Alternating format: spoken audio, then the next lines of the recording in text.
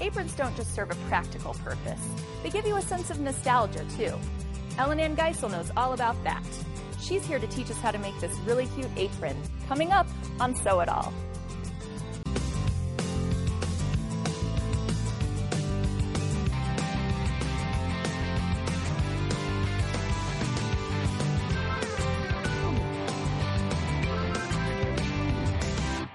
Hey everybody, welcome to Sew It All. I'm Ellen March, and I am here with the lovely EllynAnne Geisel today. She is the apron queen. She has written the Apron book, Apronisms, and the Kitchen Linens book. Welcome, EllynAnne. I'm so excited that you're here. No, it is my pleasure to be a guest on your first season of this show. I'm just thrilled that you invited me. I mean, seriously, thrilled to be here. Well, I am thrilled to see your apron design that you created for us today. It's super cute. I absolutely love the little ruffled trim. I wanted to provide something that even I could sew because I know a lot of your guests are professional. I mean, they are at a much higher level of seamstressing than I am. And this is a project that even a beginner can do, and it's going to look, it's so simple, and in the end, it's going to look like you're a whole lot better than you really are. Fantastic. But you're going to grow up to be, you know what I mean? We can all move forward on that. Okay. Great. So what do we need to do first? We need to purchase some kind of toweling or fabric. This particular apron does take 4 bits of toweling that are of similar size. And that's one of the things with vintage toweling. It's hard to find for. I've chosen reproduction toweling. It's just a lot easier to find. After you've washed it to the instructions, you're going to download the pattern that I have drawn out and is provided on the Sew It All website. And then you're going to cut the pattern pieces out and lay them out. What we're showing here is 2 pattern pieces, the 2 ties, and, well, this is 1 tie and 1 front panel. And we decided to show this directly to the audience because you may not be able to control when your bobbin goes crazy and all that, but you can definitely control how you lay this out so it's going to look very professional when you're done. Just match up the striping. Do it, you know, both pieces, the matching pieces have to also be on the front side. If you make a mistake and you lay them out on the back side, when you go to sew it, you're just going to go, no! So to avoid that, you know, just be methodical about it in the beginning. Be a little ahead of the game at the very beginning. Yes, so you're going to cut those out. Great. Then you're going to put the right sides together, taking advantage of the factory hemming because of the Love toweling. that shortcut. Ooh, I know. So we managed to grab that on a couple of sides. You're going to sew the seam. You need to finish things off, though, as you're sewing because the reproductive toweling has a kind of an unravelly side to it, and I mean that in all seriousness. And so you're going to need to pink the edges, and I say you have pinking shears. I do. Here, you know, pinking shears. I think that's really cool. But you're going to serge or pink, or you're going to use that seam stuff that you can buy in a little squeeze seam jar. sealant, right? Seam, that would be the stuff. And when you poke a hole in the tip there, you want to be sure not to do it with like a barbecue skewer or something like that. You do want to use a little pinhead. You cannot put that back in the jar. And so you have to make sure you squeeze out in increments and dab it on, and you can see it gives stiffens it a little bit too, which is nice. It gives a little stabilization too there. You know, the more advanced sewer doesn't need stabilization, but for those of us that are looking for every bit of help we can find, it's a godsend. We will take it. It's a godsend.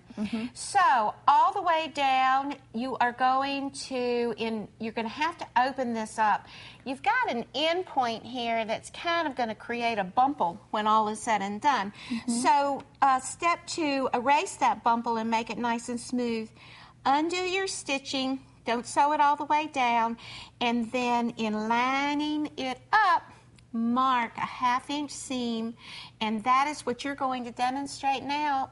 That's my understanding. You're doing this for Absolutely. me, right? I will sew for you anytime. What a friend. What a friend. Yes. So following that seam, though it is crooked, in the end, it is going to be absolutely a perfect point when you are done. Great. Well, let's test out that theory of yours, the perfect point. I think I can manage it.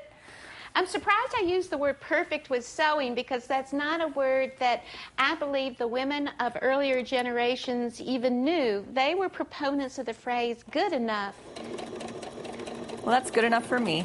I'm just back stitching a little bit at the beginning of the seam and then following along that line that you've so nicely marked for me. That makes it so much easier to have just a little bit of marking, since it does kind of follow this curve. Do you have a special kind of marker? I have a pink one, actually, but I've seen that invisible stitching, that invisible marker stuff. What do you use? I use an air-soluble marker most of the time. You just want to make sure to wash it out before you press it. Otherwise, it will be completely permanent.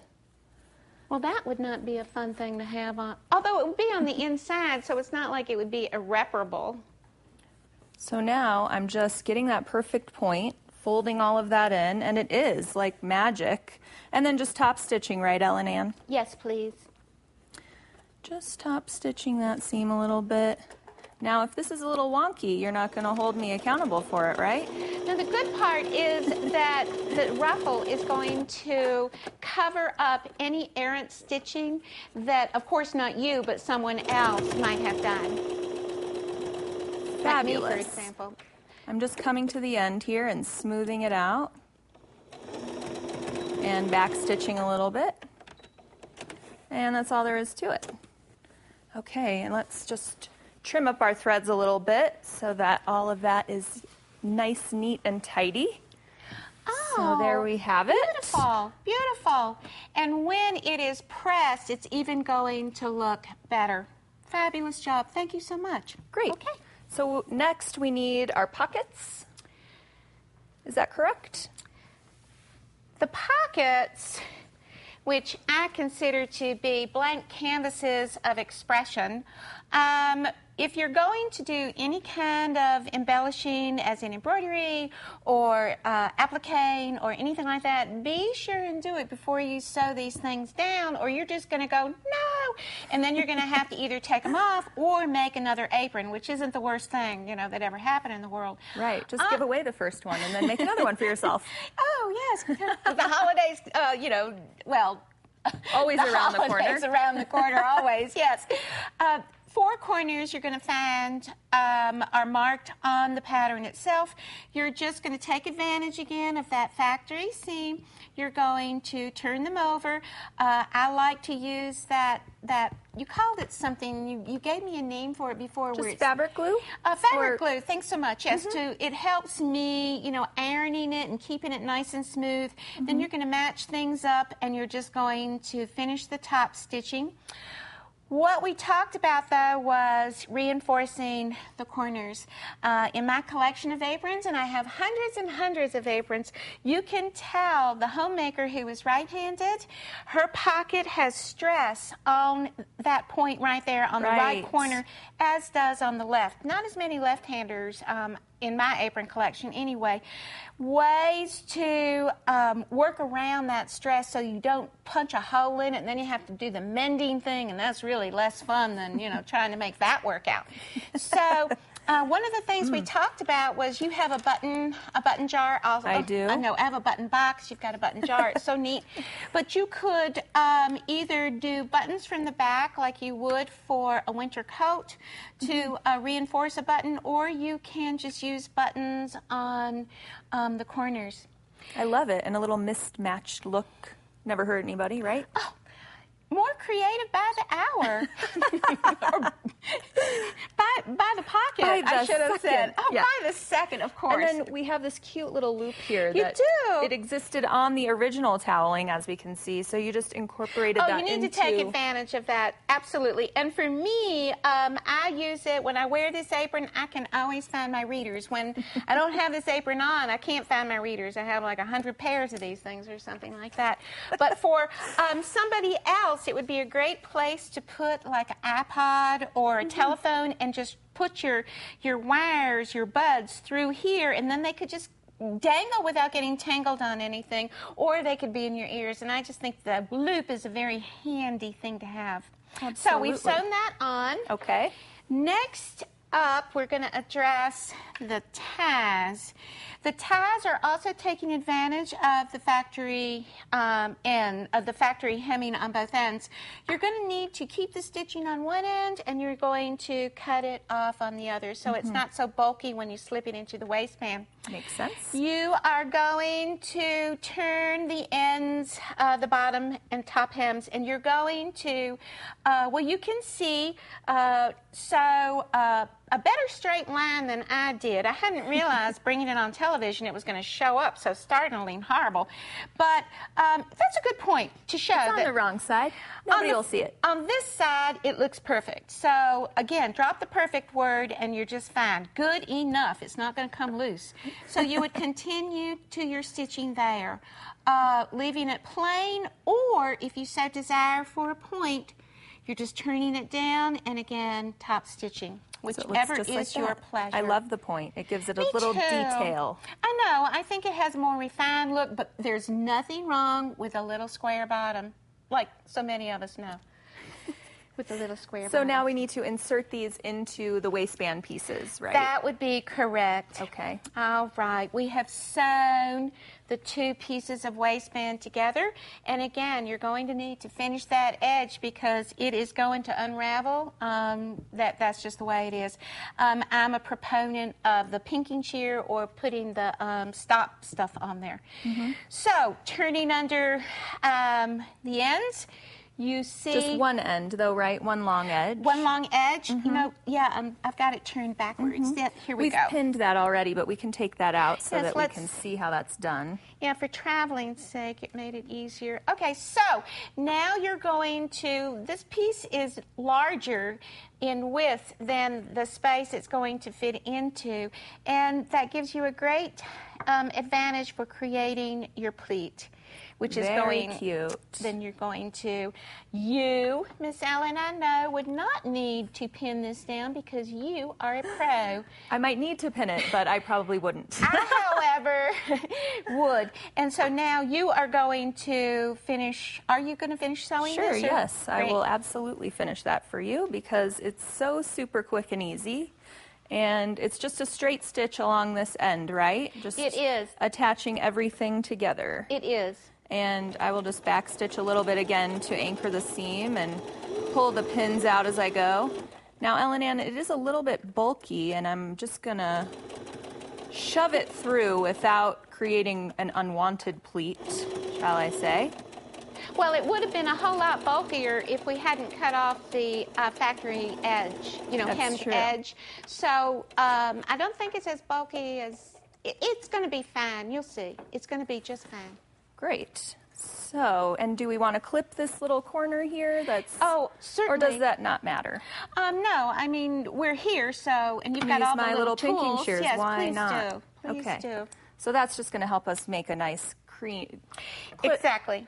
Clean and crisp. I was trying to say those as one word. This is the part I really like, where you get to turn it and admire your work. I mean, this is just grand. Very cute. And I have a little chopstick, which I like to use. You can use for your corner. Oh, my corner I'm already looking great, but the one that you sewed seems to need a little bit of pushing. Great. So once we have those out, then we are ready to attach, right? Yes. And then let's see how that works out. We're going to be using the piece you just put away. This is going to show the finishing. There we go. Back to back. We're going to, I know people can work upside down, but I just cannot do that. So we're going to find the halfway point. It's about right there. And we're going to pin it to the middle of the apron. And then pin it all the way across, and that is what you are going to sew. Then we are going to flip it to the front side, and that is what this is showing. Fantastic. You're going to just turn it under half an inch, smooth it down nicely, and you're going to top stitch all the way over. It's going to be very clean, and if you're using a thread that matches the background fairly closely like this, even if you run off a little bit, nobody's going to know unless you point it out. So that's the great part, but that just is a lovely finishing touch to the apron. Great. And so now we need to put the ruffle along the bottom of the apron, yes, we do. Correct? And you have a great tip for that. The two ruffling pieces have been sewn together, nicely finished off, as you see. I would have pinked them, but for the show, I did ask somebody with a serger to do that. So you can see, I mean, it's a very, very clean look. Turning down the top hem, and then you're making, you know, everything nice. You're going to lay out a piece of string, and the string is about 1 inch from the top, and you're going to set the machine on the widest zigzag, and using the measuring plate, you're going to just stitch over the string the big zigzag back and forth all the way to the end where you're going to tie a knot, and what you have is a great puller. It isn't going to break. It's just a wonderful... Let's give it a go. Oh, it's just the best thing. I think from the women easy. who in the Depression years sewed with, it made their aprons and all out of feed bags, they saved everything, and the thing they were saving with the string, I would just guarantee that tip came from that era. I mean, I could have made it up, but I don't think I did, but if I did, it's still a great tip. And the string, it makes it fun. It makes it a little fun to do. So to attach it to, an we need apron, to distribute the gathers pretty... Yes, and you know, gathering, it's not my favorite thing to do. It gets me all nervous and everything. Oh, is it going to look right? But you know what? You space them out. You put your end down. You find your middle point. And just tack it in a few key areas, yes, exactly. Right? And then have fun Perfect. with it. I mean, this isn't something where somebody's going to go, ooh, let me measure and make sure that that's exactly that. Oh, so you want to make sure to keep this pin above the stitching like I did not do, correct? Well, it makes slightly it above, so it that makes you it can easier gather. when you make the pull, yes. Okay, let's see if I can do this. So you just kind of ease it past the pin a little bit. Well, even if you pulled it out and then you put it back down, I don't think, you know, there isn't anybody that's going to say, rule breaker. Good. The less rules in the sewing room, the better, really. That's what I think, too, and that's what I like about all this. It's just, you know, you're sewing more from your heart than you are from the book. I like that part. Well, this is so easy with this string. I absolutely love it. I mean, if we were gathering with threads, they would just be all over the place. I am going to take that out. You told me earlier about using a heavier thread underneath, that's a great tip, but I think this is even a better, I mean, even for a sewer with a lot of experience, that's still, you cannot tear that string. So once we have it, you know, more evenly distributed than I've done here, although I did a pretty good job, I must say. Okay. Then we're going to just stitch right above the string line. Your choice, whether you want it to be 1/4 of an inch, 1/8 of an inch, anything like that. Because when you're done, you're going to simply pull the string and out it comes. And then if you want to get really, you know, into the details, you're then going to pull the bobbin thread and out is going to come your zigzag, and it's going to be completely no one will clean. Ever know. Fantastic. Oh, you have the finished, our beautiful finished apron over here. Let's see what it looks like. Let me get rid of all of this. It's all ready for you. Here we are with our cute ruffle, perfectly gathered. I want to see it on you. Let's try it on. Fabulous.